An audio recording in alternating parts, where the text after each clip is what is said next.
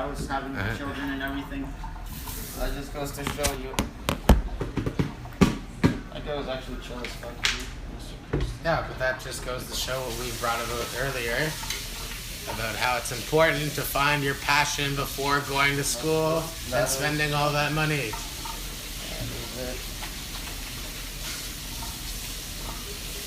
Which a lot of people make the wrong mistake doing. Not even that. Some people have a completely different idea of what they think it's gonna be like and what that job actually is. Like you might think, oh, I might want to be like I don't fucking know. I want to be like a social worker because I like helping children in bad situations. Then you actually end up going through school and like the reality of the job is nothing like what you really expected. The whole job might be a shitload more paperwork or drama than you expect when you thought it'd just be helping little kids, you know, stop crying in class or something like that. Like, you might have an idea of what the job is going to be. That's probably a big portion of your job. They don't talk about it. No, that was like a big example. When you first get that job, that's going to be your job for the first, like, for your first, like, year you work at the daycare, you're going to be making sure those kids don't cry. No, but you know what I mean? Like, you think, okay, if I work, let me think of a specific example. It's pretty hard. Okay. Let's do Hockey Scout. Hockey Scout is a guy who almost made it into the NHL, but it wasn't good enough. But he still loved hockey and wanted to get a career in hockey.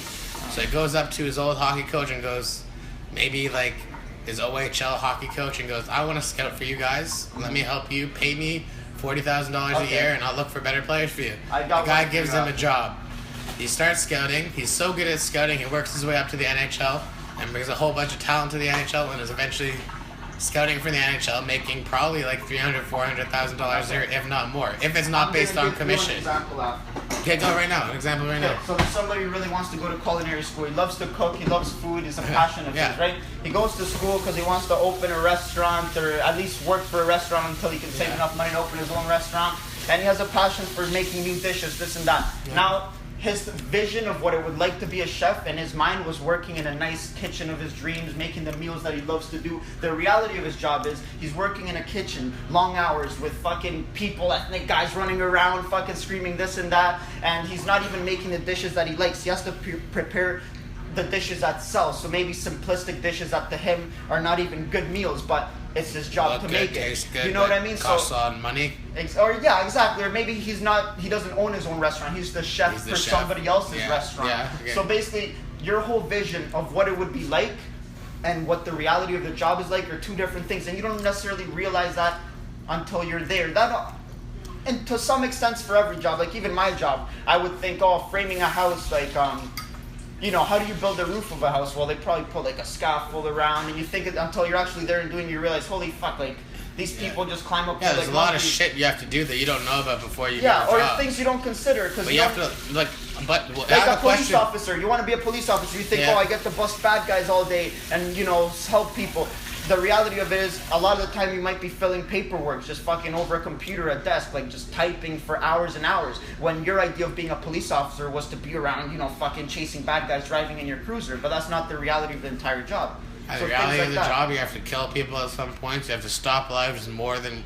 You have to save a life. You have to risk your life to save a life. Most of the time, you're just filling out paperwork. Yeah, but I'm talking about the cool shit. Because if I was a cop, I'd think about but that's the mentality you have now. Until like you said, right? And then you're there sitting in a desk and you're like, holy fuck, when do I get to fucking catch some crackheads? You know?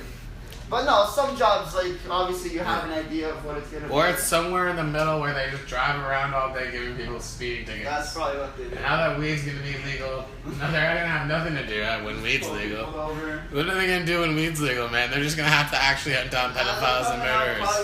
I think there's some sort of spray shit they can, like, spray your tongue and then see if you're, like... Dude, I'm going to invest... I'm gonna invest in that company. I'm not gonna say the company, the name right now, but I'm gonna invest in that company as soon as I get my portfolio set up. No, you're gonna need it. Seriously, you want to know the stock price right now?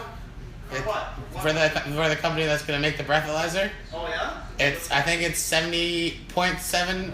It's either 79 cents a stock or 0.79 cents a stock. Are you kidding me? You actually looked into that? Yeah. If that's not bullshit, you should buy like thousands because I know, but I don't have thousands. I only have like $400. Yeah.